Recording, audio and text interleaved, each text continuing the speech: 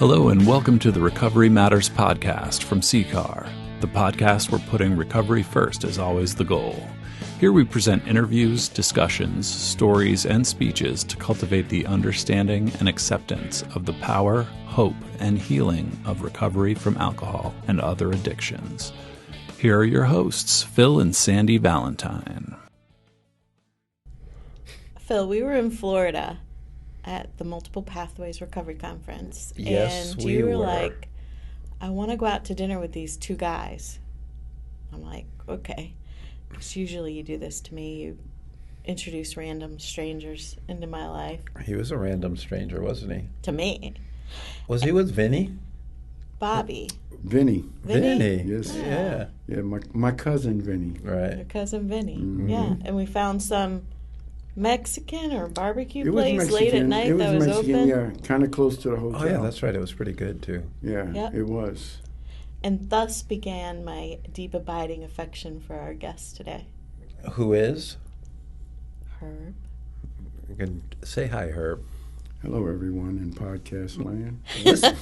Listen to your voice. What's your full name? Share your full name. Well, my as we say, my government is Herbert Cornelius Boyd Jr. I'm named after my dad, Mm-hmm. who was very adamant in naming me after him. Mm-hmm. And my tribal name is Herb Half Crow Boyd. Mm-hmm. The half crow, my mother gave me that name at a ceremony, and the half crow comes from, in our culture, the crow represents death, and when I was born, I wasn't supposed to live. I spent my first 9 months in the hospital. My intestines didn't develop properly, and my body wouldn't produce iron. Wow. So they pretty much said, well, we'll keep him alive as long as we can. So when I survived all that, my mother said, I'm going to call him Half Crow because he was half dead when he was born. So Wow. thus comes the name Half Crow. And what state were you in the hospital as a newborn? I was born at the U.S. Naval Hospital in Newport, Rhode Island. Yeah, my dad was a naval officer, so that should tell you a little bit about my upbringing. He was a black naval officer during World War II. Wow. Very few. Well, Few. And I just want to ask, what tribe? Mashantucket Pequot from the Mashantucket Reservation here in southeast Connecticut. And your So mom my mom, is- my mom is Native. So I have two very strong cultures, backgrounds, ancestors, and so it's kind of like a smorgasbord of things that I love having Herb on as a guest because he was born in the 50s, too, like this guy. yeah. So we're like peers. Yeah, we're we like are. brothers. Like We we're- are. You're about the same height, too. Yeah, but he's way older than me. But meeting Phil the first time at the academy, because Phil was like a legend. In his own mind? Yeah, well, he was like a definitely. legend, like his name, like when you heard Phil Valentine. Mm-hmm. But I think having that Recovery Coach Academy, well, no, it wasn't the academy, because I did that with Stacy and Mike. Yeah, we did something But afterwards. we did something afterwards. Yeah. But that dinner that you mentioned Mm-hmm. really made it reality for me, Mm-hmm. That he So I wasn't got- a legend, so you got to learn he was normal. but I was able to meet him on a personal level because I got a picture in my living room I took with Phil and William White, Bill White, and I remember when they went to take the picture, Vinny popped in at the last Did he? He popped in, so I kind of cropped him out. I mean, I still have the one with him, but I kind of cropped him out because I wanted, feeling like. Now, yeah. Bill White is definitely a living Yeah. legend. I agree with that. Yeah. Yeah. Yep. But that kind of really the multi-pathway conference kind of really solidified my friendship and respect for Phil big time. Yeah, that was. And I was able to meet Miss Phil, Sandy Valentine. Yeah. Miss Phil. Well, the memory I have too is I think we were doing ethics or something over at the water company, and found out that Art had worked with you, and Art wasn't. He was. I think he wasn't there. So, but I knew he was home, so I called him. Yeah. Remember, I handed you the phone, and he was like, yeah. "Herb, how you doing?" Haven't seen Art. Yeah, I hadn't seen Art in so long, and Art was he was big part of my recovery. Yeah, he Yeah, helped he you was on there. and off for years, right? Yes, when I was struggled, Art never gave up on me, and I No, he got so wouldn't. much respect for that man. Mm-hmm. Yeah. I think so when much. Art passed in October of 2020, I always wondered what happens when you pass. And here we go, get a little deep early. But I believe energy cannot be created or destroyed. So when you pass, your soul or your energy goes somewhere. And I think when Art passed, I feel his presence more than ever. It's like he magnified or something, because I can feel him in like a Facebook post or talking to somebody or hearing his words in my head, or he just seems omnipresent in a lot of ways, and just really powerful force. And that's so true, because, to be honest with you, so if somebody was to ask me what is art to me today, and I'll be honest, like your side mirrors on your car to show you your blind spots. Oh, wow. And I'm being honest, Yeah. because like, to me, that his mentorship was like, he always let me know when I was too close to the edge, and so when I'm driving now, like when cars go by me, the little light lights up Yeah. on the mirrors, and that's what art. That to me that's art. I am never going to forget that. That's art That to is me. pretty cool. That's That is art. really Is cool. he still lets me know about my blind spots. Because I have them. All right, well, that's a wrap. We can do the next podcast. Like, wow. Well, yeah, because he brought a sense of spirituality that I never knew, and so having art, because going from that physical to that spiritual, it's like unlearning everything that I knew, and art showed me how to unlearn the selfishness, the anger and all that other stuff, because that was all I knew, and so he brought this whole new, it's like, it come to me as a child type mentality, and I had to start from scratch. So unlearning a lot of that other stuff, the unforgiveness, the eye for an eye, the tooth for a tooth, and all that type of stuff coming up on the streets. I grew up on the Lower East Side of New York, so my heroes were the Bowery Boys, the East Side gang. You did. How'd you get from Newport? Well, my dad and was in the Navy, so when the only reason he stayed, he actually left Newport and went to the Brooklyn Navy Yards, and we stayed in Newport because I was still in the hospital. Yeah. And I remember my mom told me the story about when we went from Newport to New York, they had to stop in New Haven at the hospital because I got, something, I don't know, sick or something. And I went to Yale, New Haven one time, and so they asked me had I ever been there, and I said no. And they said, oh, yeah, you did. Like it was like in September of 1957. I was born in March, but that was on that trip they talked about. So my aunt lived in New York, and so my mom and my dad, when they got to New York, they stayed with my aunt, and we lived on 55 Norfolk Street, right on the Lower East Side. Lived there for years. Wow, that's not far from where Colleen lived. Wow. What was life like growing up in the city? I can't. It was, we grew up quick in the city. PS 52 or 62 it was. But we grew up quick, But, kids weren't in danger back then like now, like getting snatched up and stuff. So we would hang out, we'd hang out all late hours. But I remember we used to watch the old Bowery Boys movies, and that's who I thought I was one of the Bowery Boys. Yeah. We used to go down to the Fulton Street. But what are the Bowery Boys? I don't know that everybody knows what those are. It was that, but they called the East Side Gang. Right. And it was just a bunch of guys. Cool. They were cool, yeah. They were cool. And I can't remember all the names, but I remember the characters. I really do. I remember the characters very well. I grew up at that time. We grew up watching Charlie Chan. The Number One Son, and all that stuff. Man. Did you have brothers and sisters? I'm the youngest of 5. Okay. And I look back today, I'm the only. I buried my mom, my dad. I buried both brothers and both sisters. Oh gosh. You're the only one left. Really? The only one left, and none of them seen me sober. Huh. So I'm the youngest of 5. I'm the youngest of 5, yeah. There's only one. I only have one sibling left living, so I can connect with that. And I'm the youngest. And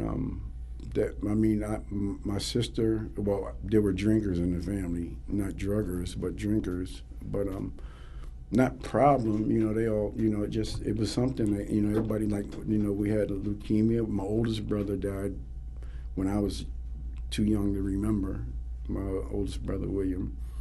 And then my dad passed. And then my sister, my oldest sister, who was like a surrogate mom, and then my other brother died. He had, my sister died. She had a heart transplant. It just wouldn't take. It just didn't take. And then Mike died of brain cancer. And come to find out, he came and lived in New Haven for a few years and worked at Pratt & Whitney, and that's where they traced his. There was a big lawsuit with Pratt & Whitney. A lot of people that worked there were exposed to asbestos, whatever it was. Yeah. And they linked that to that. And then my sister Arlene died. I think when my mom passed 2012, and my sister died a year later. And I think my mother's passing, she gave up. My sister Arlene is named after my mom. They were never separated all through life. All through life, they were always together. I did not know this about all this happened. Yeah. That's a lot. Yeah, so. That's a lot. It is. So I did my, I went to San Diego a few weeks ago, and I got all my kids and grandkids, and I'm a great-granddad now, so I got all my kids together. So the little ones were able to meet the big ones. And it was kind of weird because the two little ones, me and my two youngest, flew out from Hartford with my grandson. I got a 22-year-old grandson in Musa, who's a UConn graduate, computer science, yeah. So we all flew out to San Diego. So the two little ones are the uncles of all the other ones. Well, yeah. I connect with that. I became an aunt 5 months before I was born. So all my nieces and nephews are right around my age. So I got all the kids together, and it was really good to go back to Oceanside. That's where I discharged at the Marine Corps, and just to see that town. But it's so different now. How many kids do you have? And what are the I have ages? 4 kids. Yeah. My son just turned 41, my oldest, Herb the Third. Herb the Third. Well, my dad did me, so I'm doing him. Yeah, I like that. Herb the Third. Herb the Third, and then my daughter Eileen is 33. Mm-hmm. So Herb has 4 kids. No, Herb has 5 kids. I'm sorry. Mm-hmm. Herb has 5 kids. Eileen, my daughter, has 3 kids. Mm-hmm. So Herb is a grandfather. His daughter, she lives in Texas. So her and the great-granddaughter flew out from Texas. We flew out from Connecticut. My son and his family flew out from Dayton, Ohio. And my daughter's in San Diego. So we all went there. Got this nice Airbnb house. It was really nice. Yeah. Pool, jacuzzi, and all that. Yeah. So all the big ones, they all wanted to go out and hang out at night, and I was able to stay there with the kids. And that was like, I felt recovery, Mm-hmm. Yeah, I bet. I felt that I'm not there, but right. I'm on the right track. Mm-hmm. Like bouncing the kids around on my knee and taking them out. They want to stay in the pool till like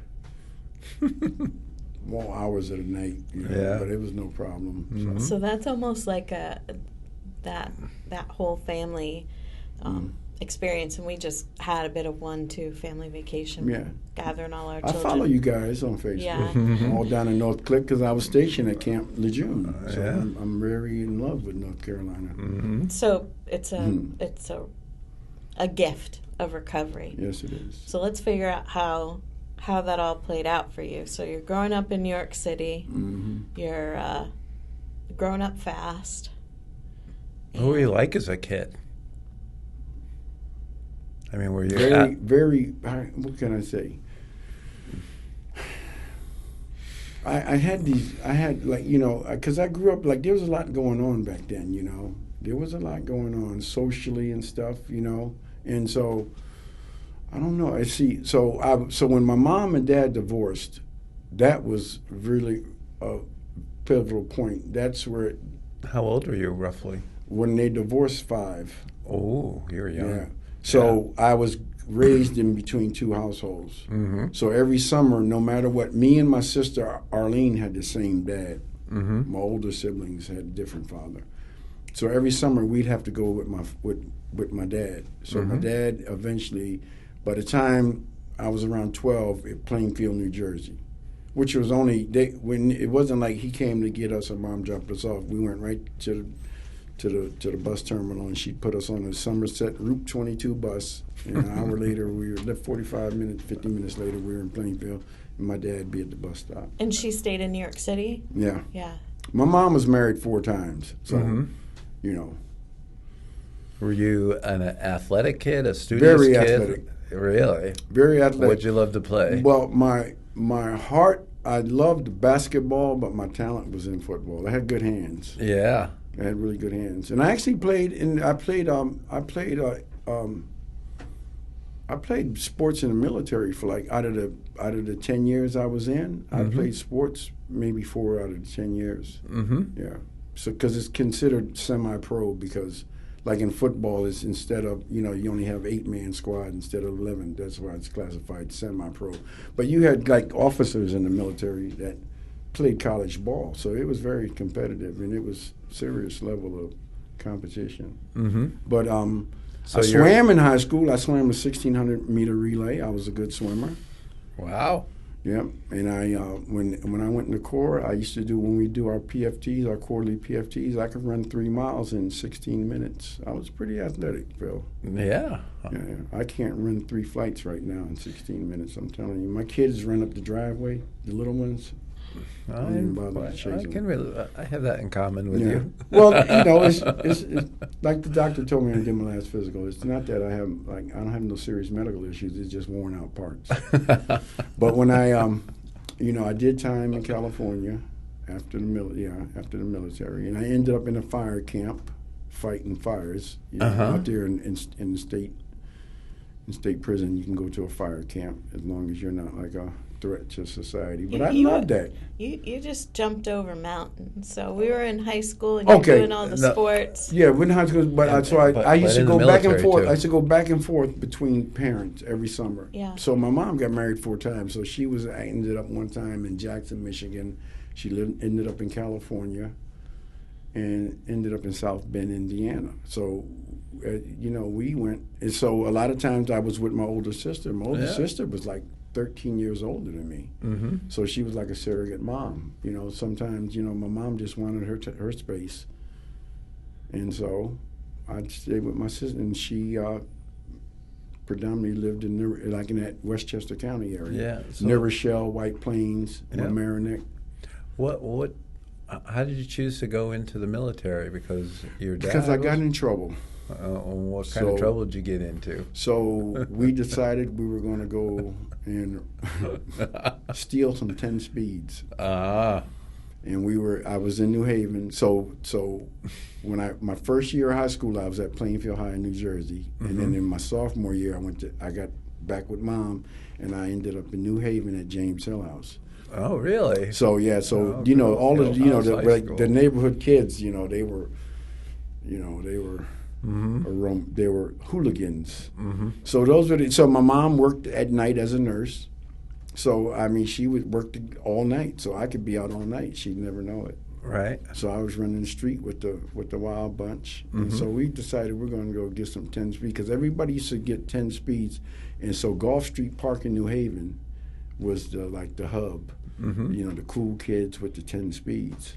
Mm-hmm. But the neighborhood kids, we couldn't afford 10 speeds. I remember back then Chuck Taylors were like $8. Yeah. Yeah, Mary just bought them. They're $70 now. Yeah. Mm-hmm. I remember my first pair of Chuck Taylors were $8. Yeah. But anyway, so we decided we're going to get these 10 speeds from this bicycle shop. Yeah. And we got right from the bicycle shop. Right from the brand new ones, the Rileys and the Motor Pecans and Schwinn's. Anyway, so we ended up that's when I was 16, and mm-hmm. I ended up in trouble, and so I got put on probation, and so I got in trouble. My mother said, "Listen, I can't control this boy. He's got his own thing. I'm smoking weed, and I'm with the cool kids. Drinking the Boone's Farm, Strawberry Hill. Valley High, Strawberry Hill, and Strawberry Hill. Yeah. So I ended up back in court. So they gave me a choice. Mm-hmm. Summers, Little Cheshire rather, or the military at 17. So my mother would have to sign for me, and she said, "Yeah, I'll sign right now." Where is that? That was, if it was electronic signing back then, she would have did it from home. Yeah. But she said, "Yep." So I went down to the recruiter, and I wanted to go in the Air Force. So I took the test, ASVAB, passed it and everything. And so they said 6 months, we'll get you in boot camp. Went back to court. They said, no, we ain't having that. 6 months, you'll be in prison. So I ended up going back down to the AFI station in New Haven, down on Chapel Street somewhere. And the Marine recruiter was leaning in the door. I'll never forget this guy. Staff Sergeant Phil Cease was his name. Phil. C-E-A-S-E, Phil Cease. And he was standing in Staff Sergeant. He's all squared away. But I loved the way he looked, that uniform. And so he said, what's going on? He said, weren't you down here? You were down here with the Air Force. Huh? What happened? You didn't pass it? Yeah, I passed it, but they said 6 months. He says, well, you come in here. I'll sign up with me. I'll have you in Parris Island in 2 weeks. And that's how I ended up in the Marine Corps. And I'll never forget my first day at Parris Island. What the hell did I get myself into? 16 years old. 17. 17. Yeah. Got in trouble at 16, but 17 years old. So what was the first day at Parris Island like? It was pure hell. Yeah. Because they keep you up for 48 hours, no sleep. Like the first 2 days you're there, you don't go to sleep. And you're just probably standing on like footprints somewhere on a parade deck. It was crazy. But actually, it was my cup of tea later, further into the training, because it was very physical. So I was with that, then getting that recognition for being the fastest or whatever, toughest. So they kind of hyped that up. And so that and I ended up staying in a while, Were you pretty tough? I consider myself. I hold my own, Phil. I bet you did. But let me just say, if I was choosing who's going to back me up outside, you would be left. But here. I would choose him too. I really did good because I remember I met this guy, Nate Proctor. He ended up being my best man. Nate Proctor I met when I first went to the Marine Corps. Nate said, "Listen, man, all you got to do is just stay squared away." Because at that time, you still had a lot of draft era people in. So and they shitbirds. Yeah. They didn't care. They were drafted. They don't give a damn. So he said, listen, don't be a shitbird. Just do the best. He said, but if you want to get far in the Marine Corps, your appearance is number one. So I kind of took his advice. He was kind of like my big brother type deal. Was Vietnam around then? Yeah. So we were on the USS Bella Woods when they evacuated the embassy, April 75, into April 75. Okay. Yeah. Wow. Well, the last combat troops probably left around 73, but the embassy, they evacuated that embassy in April 75. Yeah. So So you look good in the uniform, huh? I look good in my uniform, man, and it worked. I went in November 74, and I got promoted to sergeant in October 77. I got meritoriously promoted to sergeant. The craziest story. We'll tell that for another time. This is a podcast. But listen, Where else would you tell the story? I can't remember what ship we were on, and I remember I was down in the well deck. I was a corporal, and they said, "Corporal Boyd, report to officers' country." It was my platoon commander, Lieutenant Collins. So I went up top. I'm all squared away. And you could hear a helicopter landed because all the alarms going off. A helicopter landed, so it was a commander of troops. This guy, Colonel Gray, he later became the commandant of the Marine Corps.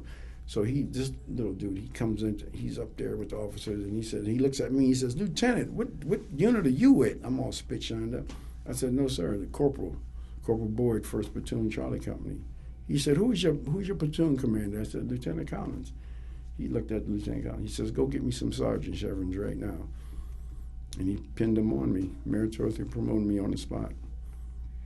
Just because you look good. Just because I look good. There had to be As more I'm to telling it you. than So that. what Nate told me years ago was true. And it Yeah. was. The Marine Corps is all about spit and polish. Yeah. It is. It's all about, But, to be honest with you, I'm glad I did go in because, Lord knows, I'd have been, I ended up a career criminal anyway. But I would have probably been, really screwed up, institutionalized beyond repair. Nobody's beyond repair, but I would have probably just really screwed myself. What'd your dad think about you joining the Marines? He was a Navy guy. So I had a real like me and my dad didn't speak for years. Oh. It was my fault. I challenged my dad one day. And all I could do is remember waking up on the floor, and my sister was administering first aid to the best of her ability, throwing water in my face, putting ice on my eye. So I called my mom, and I had to get, as a matter of fact, went to the hospital too, and the pops put hands on me. So I didn't speak to my dad for years, and I'll never forget, me and one of my friends, we were stationed at Camp Lejeune in North Carolina, and I remember we decided to rent a car and drive to New York, and I'm going to go see my dad. So my dad and my uncle owned a liquor store on 121st and 7th Avenue in New York City. And I remember, you know what, I'm going to go see my father. And I did, because my dad was military. He retired. My dad was military. And he used to tell me stories, and I used to be like, did you ever see that movie Big Fish? Yeah. Remember the guy, he always tell his son these stories? Yeah. And he's like, yeah, right, whatever, yeah. But my dad used to tell me these stories. And so before he became a naval officer, he was a Navy corpsman. So Navy corpsmen like the medics for the Marine Corps. And I remember, so Montford Point, which later became Camp Johnson, was the black boot camp for Marines. They had separate boot camps. So my dad used to tell me when they would come from Montford Point to Lejeune for their classes, they would have to fight. They had to fight. The white Marines would, they had to fight every day. And I should be like, yeah, Dad, yeah, After I got in the Marine Corps, I realized, the history, the truth to all of that stuff. And so I remember that I went to this retirement for this guy named Sergeant Major Huff. He was a black sergeant major. He had 22 years time and grade as a sergeant. He was the senior sergeant major in the Marine Corps, and he was retiring. He was black, and he was one of the Montford Point Marines back in the day, but he told his story about when the military was segregated. And it kind of dawned on me, that's the same thing my dad was telling me. So I had this knack to go see my dad, and me and my friend, we rented a car, and we drove from Lejeune to New York. And I remember we walked into the liquor store. The New York liquor stores, they got the plexiglass thing this thick. This is years ago. And I remember my dad saw me, and we both cried. And he had to unlock the back, and we came in, and me and my buddy stayed up there that whole night. My dad took us out, and we went out bar hopping with my dad, and we were in our Marine uniforms, and he was so proud of me. Yeah. Wow. Yeah. My dad was all, it didn't make sense at the time, but my dad really wanted to teach me, about life. And I just didn't get it, I didn't get it, He was just letting me know that, your life is going to be challenging for you. And you got to be able to meet the challenges. And he was very strict, education was the top priority. He didn't care, and it didn't dawn on me at that time. The lessons, the treasure that I had right there in front of me, Did you finish your education in the Marines? No. I ended up getting a GED in 1987. That's finishing. at Folsom Prison, of all places. Folsom But Prison. Listen, Wow. So listen to this story though. So my grandmother, my father, there was 5 of them, 4 boys and a girl. Right. My dad was the youngest out of the 5. My grandmother, I never heard nothing about my grandfather. I don't know nothing about him. Don't know when he was born, when he died, where he was from. But they're Southerners, Albertsville, Alabama. And so my grandmother used to do upholstering for furniture, drapes. Yeah. And she cleaned houses. Yeah. And she put all 4 of her sons through Fisk University. But my oldest uncle John, when he went, then he helped contribute for the next one. And then them 2 would contribute with my grandmother for the next one. And she put all 4. My Aunt Lois actually became a seamstress and an upholsterer too, but all the boys went through Fisk University. So, and they were all, I have an uncle that was a doctor. My dad was a naval officer, but he was also a college, when he got to the Navy, taught college, he professor at college. And all of them, Uncle William, all of them, they were all professionals. Yeah. So, later in life, I looked at it. I looked at my mother's side of the family, in my dad's side of the family, and I'm like, I come from a pretty strong people, and what am I doing, I don't know, it's kind of weird to explain, but it's like I come from like both sides, like Art, for instance, like he helped me to understand, I'm not a victim, but from looking at life growing up, I looked at it as a victim, that my people were slaves and they were this. Well, my people were all just, tried to annihilate the Indians. And, so I had that group with that victim mentality. And Art helped me see that, because Art shared his story. Art told me, I remember Art sat me down. He was telling me about when he got out of Yale, he thought he had his life by the gonads. All the doors are going to open. Mm-hmm. So did the tribe play a role before you entered the Marines, like growing up? We used to come up from New York and New Haven as kids, and my mother and my Uncle Earl, they used to put their little extra dollars in this chock full of nuts coffee can.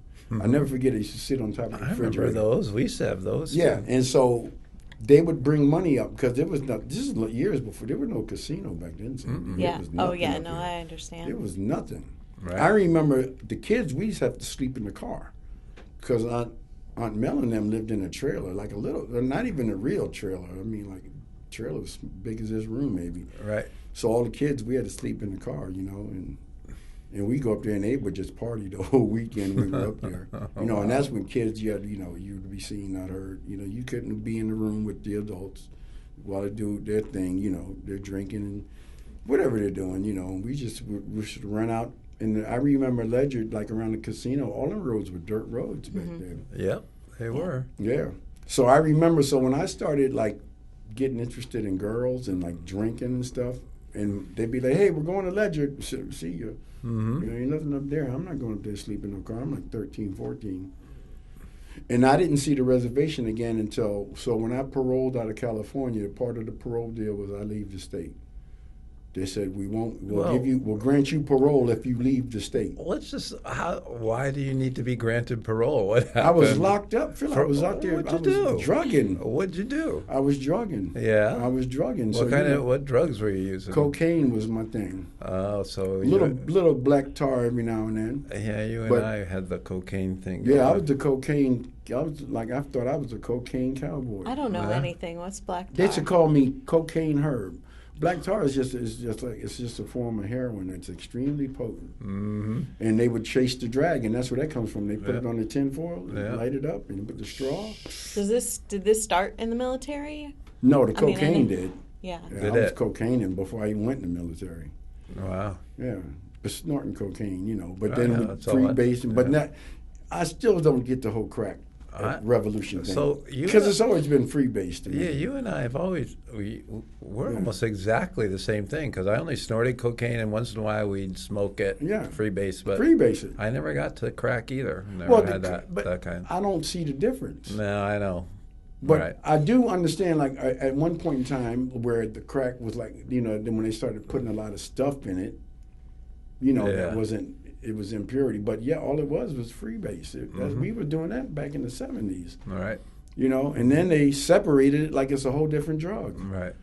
Dude, we should sit in the car and you could change it in 2 minutes. And all you're doing is cooking off the bull and putting the So was it your choice to leave the military or their choice? No, it was their choice. Yeah. Yeah, I got selected for staff sergeant in 1977. Yeah. And I got it. They billeted me they put me at this position called Camp Services Chief. So anything that came in Camp Swab, this is in Japan, anything that came in, I went off that base, came through my office. And I worked for this guy, Colonel Sherry. So I had a lot of juice. Right. So like a lot of the company commanders, and there was a ton, maybe 20 companies on that base. So like they needed favors. And so they staff sergeant, boy,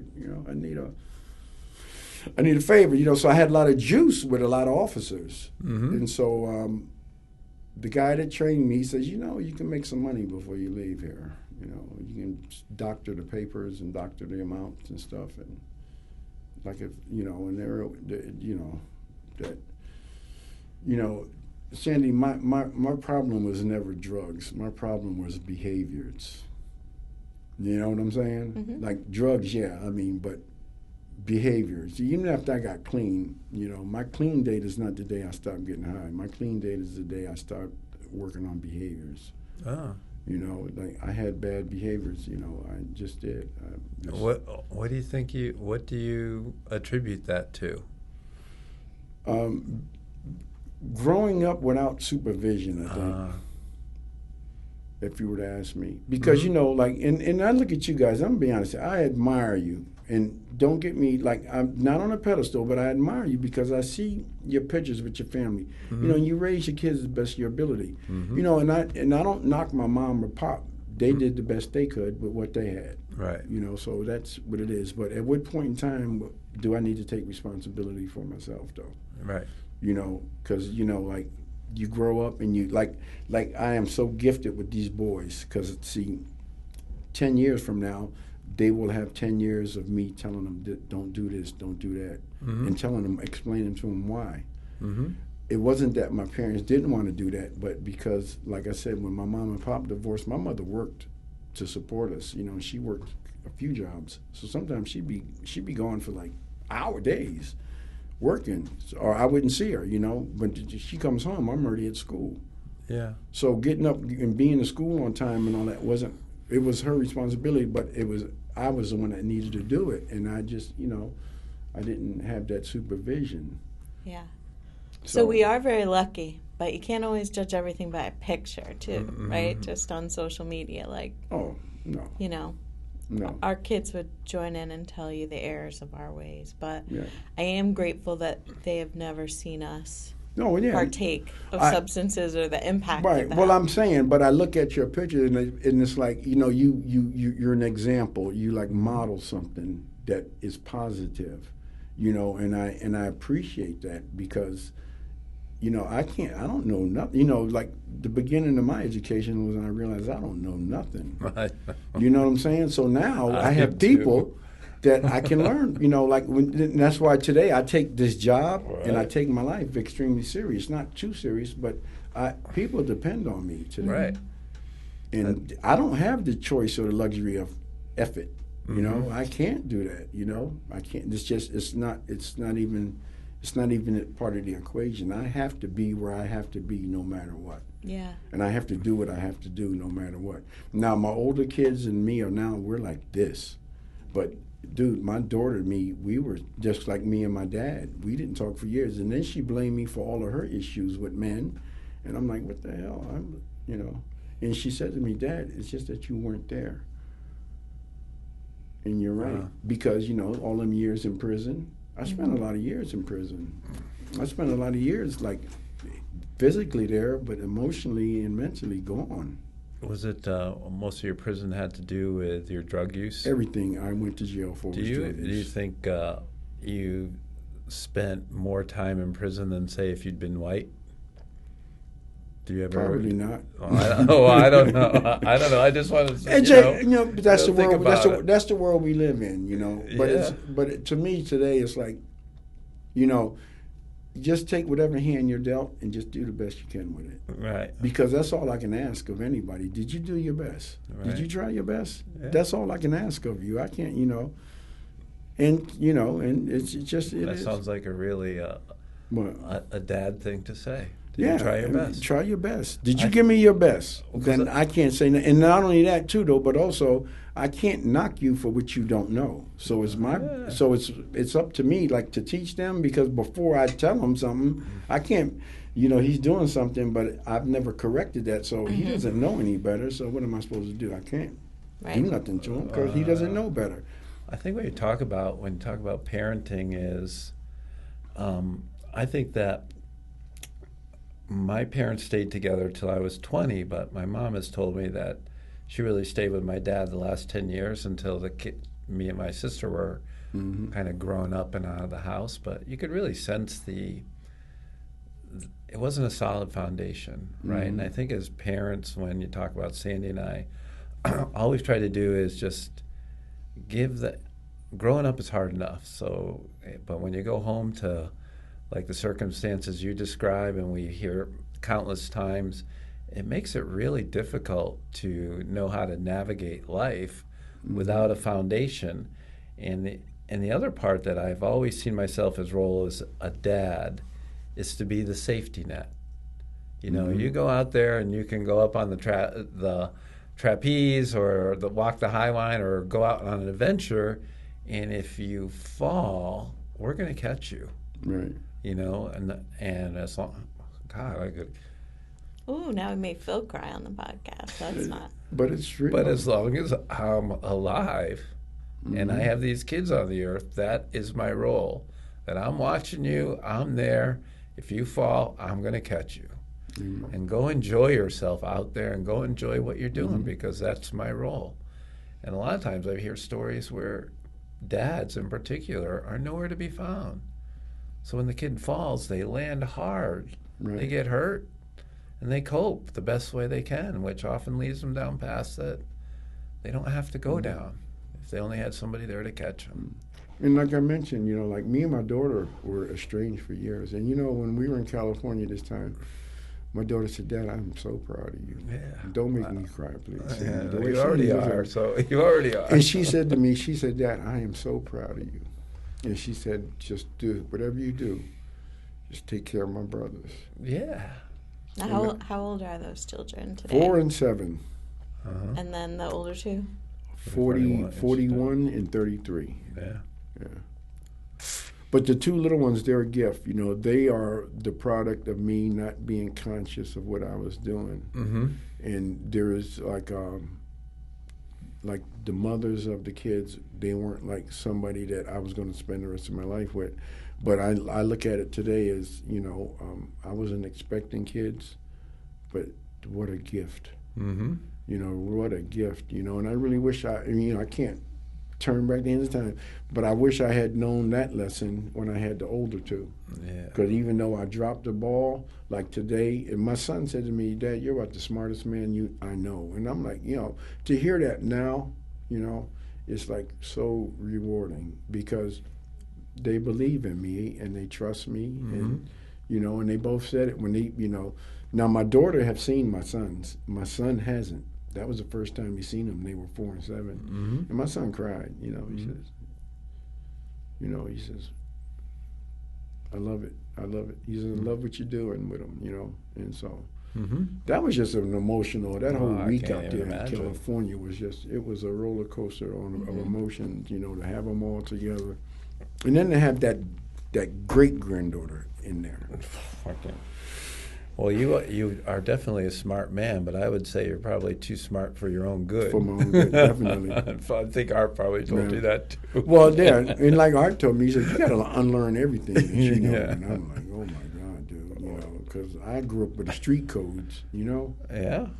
You know, street codes are different from, you know, like the things that are hard, you know, and I really love Art for that. Art really gave me the. And then I started getting close to like a lot of my relatives that are very culturally sound, traditional. Like, and we have a spiritual leader. Her name is Laughing Woman, and she is like the vice chair of our elders. And I've been on the elders 10 years now, and she kind of took to me, you know, because her and my mother were cousins, and so. When my mom passed away in 2012, she kind of put her and Joyce Walker kind of put me under their wing, you know. And she told me, out, you know, now that your mother's gone, you know, you have me, you know. So, and she's extremely spiritual. You know, like she just is spiritual. I can't explain it. She just is, and so we spend time together. You know. So you found recovery how long ago now? Would you say the? Well, I found recovery. I'm going on 7 years. Right. But 5 years on the 16th is when I started. Behaviors, yeah. And I think Art said he's been talking to you for Forever. Probably 15, 20 years before that. So there's a lot of like in and out and periods and yeah, you know, you ever see you got one foot on that side of the fence, and you know, remember, and you know, and I'm not, you know, I don't like push religion on people, but I believe in a creator. I do. I believe that, you know, everybody's entitled to their path, but I know whatever created you created me, and whatever created us created birds and all that stuff. But that's just my thing. But Oh my God, it's just I don't want to go there, but it's just so many things that I learned from a religious perspective. Why don't you want to go there? Where are you going to go? Because it offends people, and I know it doesn't offend you. This is your story. Yeah, this is your story. But it's like to me that it's so rich with lessons. Because I needed to learn lessons about my nature, like things that I didn't know about myself. And that book taught me a lot of lessons. Book? The Bible. Okay. It taught me a lot of lessons about my nature. Right. And it, and like little things, and it's, there are things that I read in there that just really like put it in the right perspective for me, because there's two manner of men inside me. Right. There's two manner of men. There's that physical one, and there's that spiritual one. And I remember the angel came down and told his wife that there's two manner of men in you, but the older must the older must listen to the younger. The older me is the one that physically came out the womb. The younger one is the one that was spiritually born later in life. So the older one, the physical me, has to listen to the spiritual me, because the spiritual me is the one that's going to make life, this journey, fulfilling. That's pretty cool. To where that physical one is already shown what he can do. He can make it. We can do this the easy way, or we can do this the hard way. Right. Kind of, sort of. And then what did he say? He said, my people are destroyed from lack of knowledge, not from sin, but from the lack of knowledge. That is an amazing perspective. To use the Bible, they talk about the flesh, right? And that's what you're talking about. The physical being is that this immediate need to seek pleasure, whether it's through drugs, food, sex, whatever, all that stuff. The pleasure, and then the spiritual. I just love the way you put that, because I can relate a lot to pursuing the physical pleasure. Like, why do we use drugs? Feel good or to feel better? Right. We don't seek other ways. Like, would a walk in the woods make us feel good or better? Would slowing down and just contemplating what you're looking at, or trying to get in contact with the Creator, would that make us feel better or good? Yeah, but I wasn't taught that as a kid. No, me neither. Were you? And and the drugs were right there. Right there. Wow, this feels good. So it's really amazing how. So I got my mom's house, and thank God it didn't happen when she died. On the reservation. Yeah, because when she died, there was no will. So there's no probate on the res, because all that land is federal trust land. So if there's not a will, the house, the dwelling, will revert to the ownership of the tribe. If she had left the will, we would have got it. But my sister would have got it because she's older than me, the pecking order. So I was still using. I was actively using. So I raised hell with the tribe. Hey, I have a right there. That's by right. That's my house because I'm my mother's son, or whatever. But I would have lost it. I would have lost the house. I'm not going to lie. So now, 8 years after she died, I get the house. And I'm financially and mentally and emotionally prepared to be the owner of a house. But it's like, so it's in the woods. And to me, this is the greatest achievement on the reservation as far as because now I have this thing that was my mother's that's now mine, and I dedicate it to her. Like, you'll see her pictures in there and stuff like that. But so we're right in the middle of the woods, and we have a swamp back there. So I take the boys out, because you were talking about nature, and like Laughing Woman said that, nature is your religion. You can learn so much from nature. So I took the boys out one day, and I swear you should have seen this snapping turtle. Big one? Huge. Biggest one I've ever seen, but it looked prehistoric. Yeah, but to see the boys, like, amazed. Right. And I'm like, don't get too close, but I just being out there with them and just walking in the woods with them. So we tried Lantern Hill, Phil. I got almost all the way to the top. Did you? Yeah, I said, you guys go on without me. But just taking the boys out doing stuff. Yeah. And it's like, that's the high. That's my rush. Right. And it is, and and it's so simplistic. It's not even complicated. It's just a simple walk. My sponsor always says, "Simple does not mean shallow." Right. Mm-hmm. So you're living on tribal land. Mm-hmm. You're learning from the Bible. Are you blending that with tribal teachings? Tribal teachings, yeah. That's I pretty told you, cool. that's why I call it, it's like a buffet. Right. It's a smorgasbord, and it's kind of like with 12 steps, take what take what you want and then let the Leave rest the go. rest, yeah. But it's like, to me, there's so many things that, and not only where I get the lessons, but who I get the lessons from. I used to be very, prejudiced on who I would listen to. Mm-hmm. If you didn't look the right way or whatever, Mm-hmm. and I get so many lessons now just by keeping my mouth shut. Mm-hmm. I learn so much more just by there's so much to glean, and you know what I mean. If I go by looks, I'm not going to learn nothing. Mm-hmm. I just got to go by, and it's like, and then you could say something to me, Sandy, and then something that was a conundrum 20 years ago will pop. Yeah. Just because I listened. Epiphany. To you. Yeah. Like you'll say something, and then you know what? And something I was struggling with 10 years ago, couldn't figure it out. You just gave me the key to it. There you go. And you weren't even affiliated with that situation Oh, back then. And that's how life is, and that's to me is just like, that's priceless. You talk about what have you done for work all these years? What are some of your? We know you're in the military, and by the way, thank you for your service. In the military, I actually started working at a young age. Yeah. Even though I was a knucklehead, I started my first job. Phil, you're not even going to believe this. So, listen. So when we lived on Bassett Street in New Haven, so right down the street was the probation department and the welfare department. All right. Right next to Roy's Pool Hall on Bassett Street. I walked by there one day and it says job openings after apply inside. I was 16 years old. I went inside and applied. State of Connecticut. This is a true story.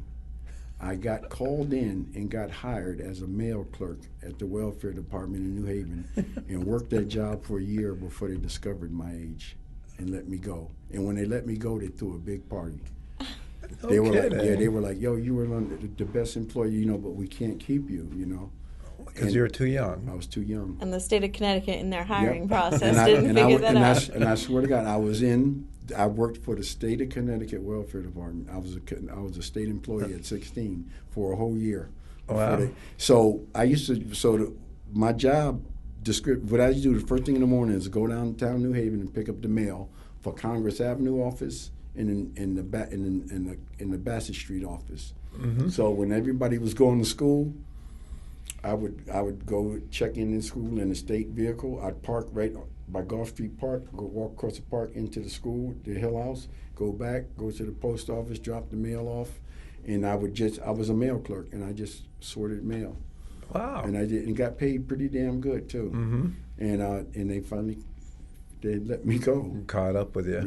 Yeah. And then I went to work at McDonald's in Orange on whatever the name of that. What's that? Boston Post Road. Yeah. Yeah. I always worked, Phil. I did. I always worked. And I spent time in the military, and I got out.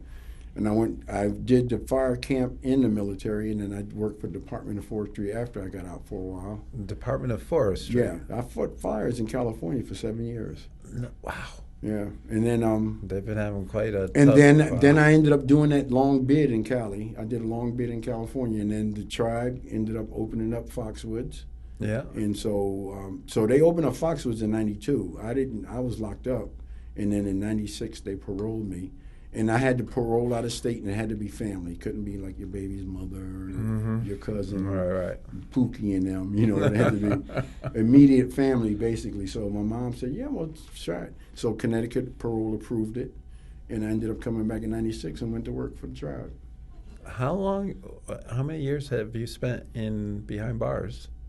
Would you say? Quite a few. I'd say over 20. Really? Yeah, over 20. And what type of person were you behind bars? Were you just quiet? Were you a leader? Were you a thinker? Well, I was a thinker. Now, like in California prisons are entirely different from out here. Yeah. California prisons are like you still can go to work and stuff. like they have what they call PIA, Prison Right. Industries. So when you go to prison out there, the first thing you're doing looking for is a job because they're paying minimum wage. Mm-hmm. You file taxes and all that stuff while you're in prison. Wow. So, but I was always good clerical. I could type and all that. So I'd always get like a clerk's job. Yeah. Yeah. Wow. In the prison or In the prison. in- Prisons out there are like cities. All right. You could be a cab driver in a California prison for real. They pick up like at the front gate. You picking up staff, Wow. driving them to where they go. They got their own fire departments and everything. Wow. All inmates. Wow. But out here, not Connecticut prisons are different. So when you came to the tribe, what did you? What kind of work were you doing? I started out selling powwow T-shirts on the concourse because they just wanted to get me a job. So it paid like $10 an hour. Yeah. So I did that for like a year, and then I moved on to hotel operations. I worked for my cousin. And everything up there is all family. Right. You're connected to everybody. So Yeah. Isn't everybody a cousin? everybody's a cousin. Yeah. Because listen, when you look at the tribe, so the tribe, to basically become a member of the tribe, you have to be a direct descendant. We would never meet a blood quantum because the Pequot War was back in the 1630s, 1637. Whoever survived, they were either sold into slavery or they went on the run. And I think Winthrop was the governor back then. So they outlawed, you couldn't say Pequot and you couldn't speak the language. It was against the law. Mm-hmm. They did everything they could to just pretty much wipe us out. Yeah, the museum does a good job of showing that history and describing that. Yeah. That was the first time. Did you see the film? I There's a film they show. It shows like every hour. It's really good. But it shows about how the story, the storytelling. think so because we went as a CCAR staff, and that was the first I ever heard of that story. It's amazing how we bury that stuff. So they did everything to annihilate anything Pequot. You couldn't speak the language or nothing. So we won't meet a blood quantum, but you just have to be a direct descendant. So when we became federally recognized, what are the requirements for membership? Mm-hmm. So they chose the 1899 census that you had caretakers up there. So I think there were 27 names on that census. Mm-hmm. And we probably have like thousands or more relatives, but at that time, because people didn't stay up there because they did work. So people went to Boston, New York, whatever, to the big cities. So that particular day they took that census, there were 27 people up there. So you have to prove that you're a direct lineage from one of them 27 people. And in my case, it's my great-grandmother. Wow. Mabel George. And her son is my grandfather, Indian Earl Colbert, and his daughter is my mother, Arlene, and then me. Wow. And so you're working on the hotel. Is that where you were working? I did a bunch of jobs. Yeah, but how'd you find CCAR and how'd you end up as a recovery coach? I told you. What's her name brought me to the grand opening, and somebody I was using with. She seen me in New London and said, "Come on, you're going with me." To where? To the grand opening? To the grand opening. I came. That's when I first met you. At New London or at Willimantic? No, in Hartford.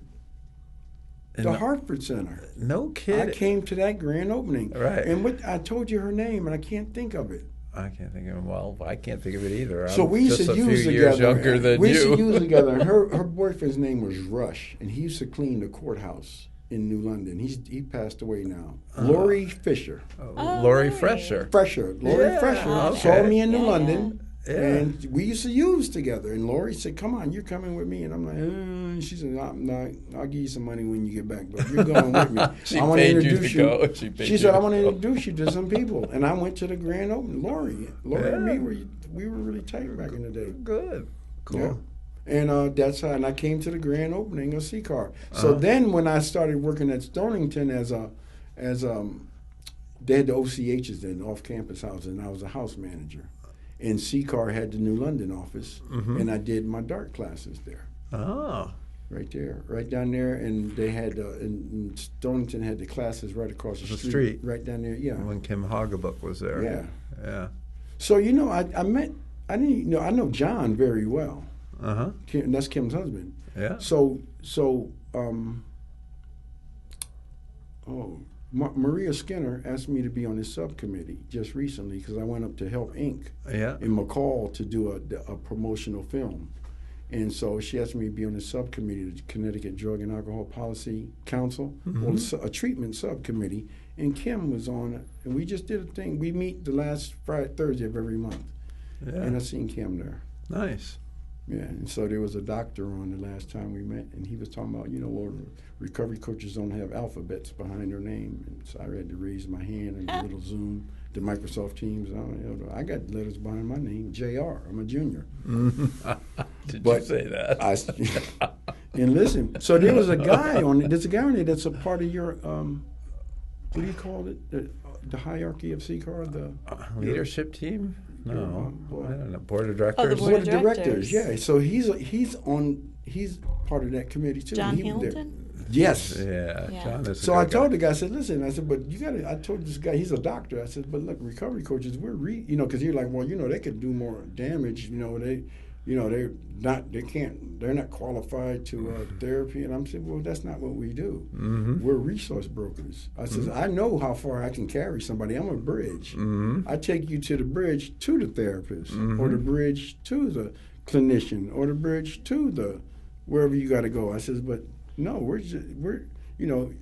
I can't learn what you learned at Dartmouth, but you can't learn what I learned down on the streets. Did you say that? Huh? Did well, you say basically that? Is how I. But what did he say? I had to be very tactful. Did he get quiet? No, but somebody after I spoke, somebody came up and they were like, "I like that," and that's true because we have to work like this. Yeah. I'm not a PhD, but I can do things a PhD can't do.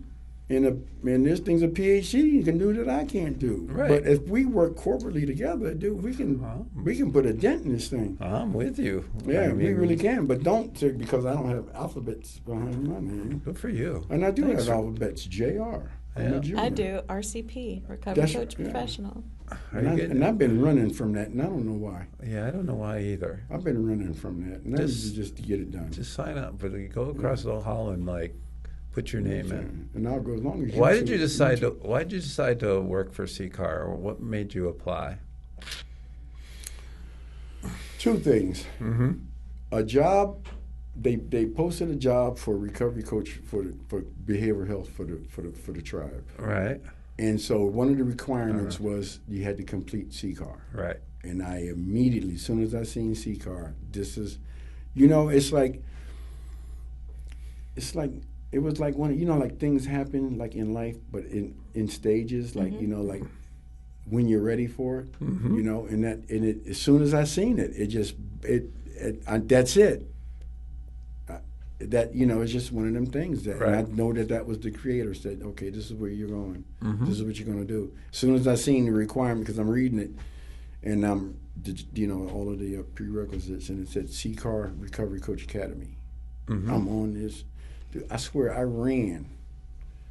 No, matter of fact, it wasn't even a posting. It was Latoya, who's one of our tribal counselors, told me. She called me. She says, hey, we're going to hire, we got a grant for recovery coaches.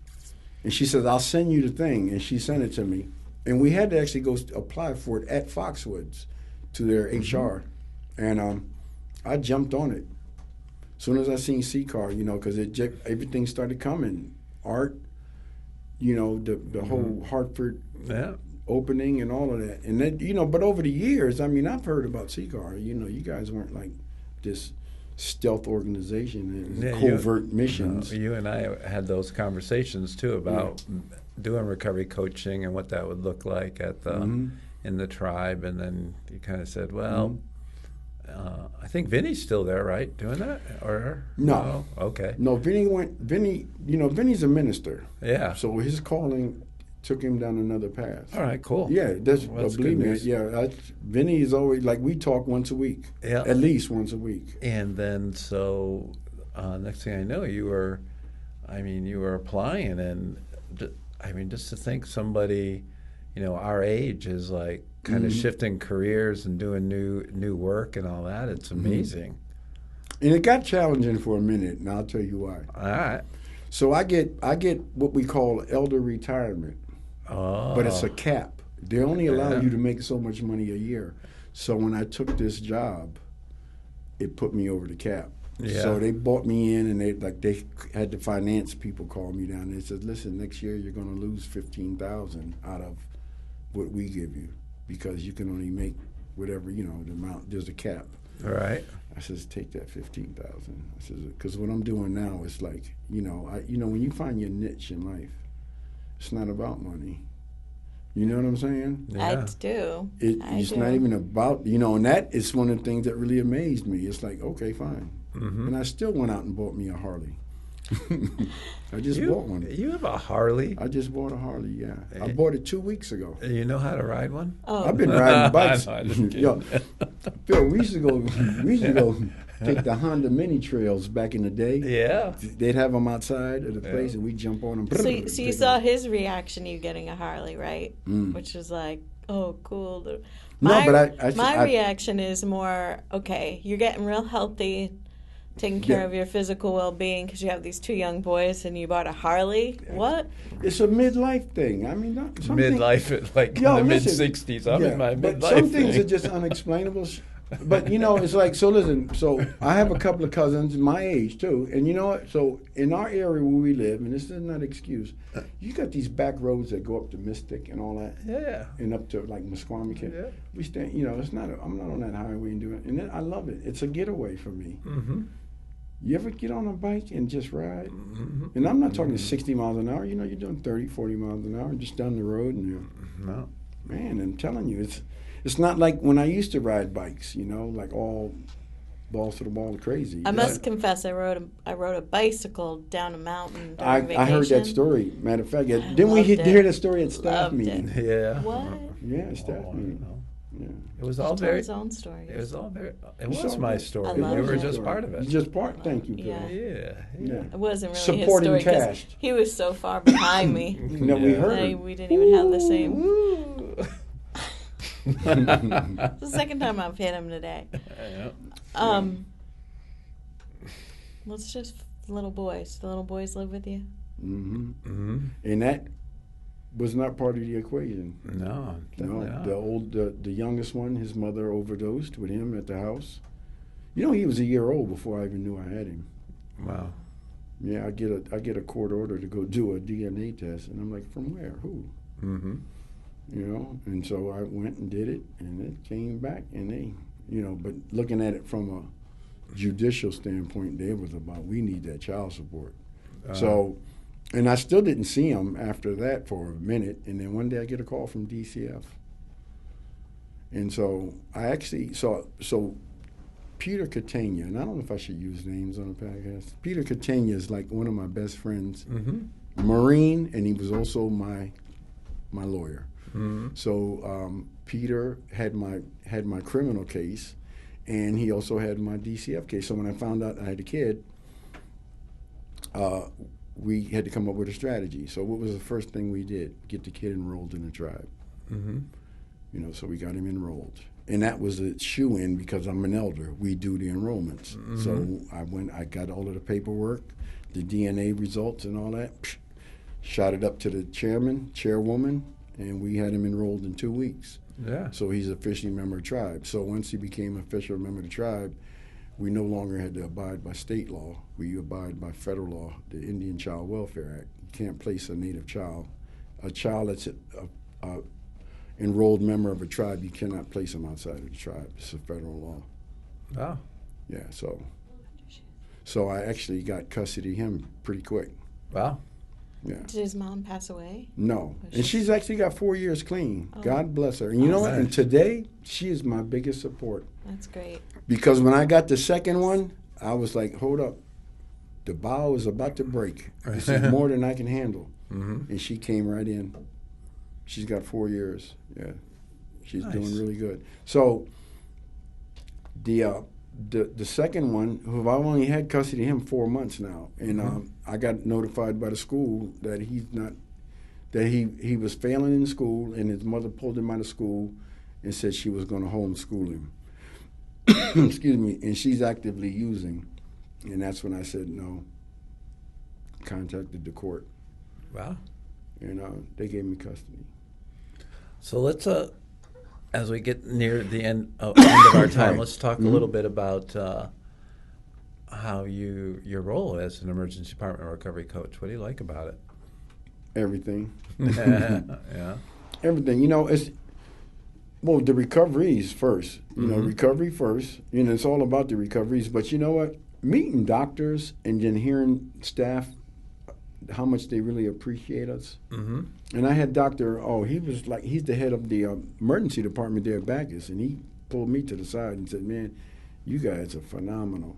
Really? And just to hear that, because I remember being on that Microsoft Teams thing when I ain't got no alphabets, Yeah. But to hear that, oops. Anyway, but to hear that, but then to have somebody that's out in the emergency room, because I look at us as we're like, just because you're in the Army doesn't make you a soldier, but we're on the front line. And in them emergency rooms, it's serious. It is. It's real serious. And I can show you a gazillion texts on my phone thanking us. Yeah. Thanking us. Oh, I thank you, too. They say, that, I've had people say, you saved my life. Mm-hmm. To hear that, back in the day, I was the one that would try to take your life, not save your life. I mean, I should have, they say, like guys would say back in the day, you're not no killer, you should have been a nurse. Oh. Like guys in jail, they'd be like, you should have been a nurse, you ain't no killer. But to hear people say that, and to get get calls constantly now. Mm-hmm. I got 2 this morning before I could even get in the shower, 2 calls. I need to get in treatment. All right, call this person, call that person, and they're making them relationships with all of the providers, like Tom Massey with Retreat. Chris Ferrante has become a personal friend. Mm-hmm. We got an email for an open house at Roots in New London, and I was down there, and George and me met inadvertently, and George does the, the IOPs down there, and I went down there and met with them, and just all of the people that I've been meeting, providers, my resources are like through the roof. Yeah. Through the roof. So it's like being able to be there for somebody, like somebody was there for me, and that somebody, like Art really set the standard. Mm-hmm. And so that's good. I love legacies, and that's his legacy. He has a legacy with me, like I live and breathe today, and I give people the same things that he gave me. That's how Art continues to live in me. Yeah, me too. I pass on what I receive from him, but just like what I do today, and it's like I wouldn't trade this for anything. I love it. I mean, just like having a job you love. Mm-hmm. I never knew what that was like. Yeah. Now I have a job that I love, and it's like, one day, last Friday, I'll take last Friday as an example. Regina called me, not panicked, but she said, can you cover 2 shifts today and 2nd shift tomorrow on my day off? And I said, yeah, no problem. And she was like a little surprised. I said, Regina, this is what being a part of a team is about. Because whoever might drop out sick at the last minute, who knows? Right. But I know if I needed to do something, somebody would cover me. Right. So it's reciprocal, it's, and just the organization, I just think everything about it is good, It's so putting the face on recovery, representing CCAR. That to me, I love it. Mm-hmm. And I'm like a little older guy, I'd love to wear the Hawaiian shirts too, but I mean, sometimes I like to go in and just look professional, Like, oh, are you saying I'm not? No, but Phil, you're like here. I'm out in the public. Well, you look good. And I know good and well that, Phil, if you had something that you had to go do a presentation that you're Phil. I would go just like this. No, you wouldn't. I've seen you in a suit and tie. But anyway, it depends on what it is. It has to be pretty important these days. What I do is pretty important. It is. What I do is pretty important. It's real important. And I go in there, and some people are laying in them hospital beds, and and some of them are just not ready, and I'm cool with that. I'm down. I know what it is not to be ready. I relate. I share your sickness, but then I get the ones that are really ready. Yeah. And that makes it really rewarding. The other ones is, here's my card. You just call me. And I get calls, and I wake up there's not a day I wake up and there's not a text message or a phone or a voicemail.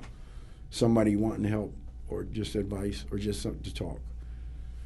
So I'm so glad we recruited you, or you applied, and yeah, because you've helped a lot of people already, right? And it's extraordinary. It is. Yeah. It really is. And so I did a thing, our grant was over with the tribe, but they let me keep the phone, and they said, if we ever need you. And do you know, I've been working on my time. I've been working more with tribal members than I was when the grant was active. Yeah. So they had a little open thing last night, but at the last minute, they changed it to a Zoom thing, and they asked me to speak. Yeah. And so I got on Zoom, and I spoke, and they were like, because we have an issue up there. Yeah. That needs to be addressed. Well, you're kind of like, you talk about legacy. That's what Art was hired to go and work with tribal members, and now they got you. Yeah.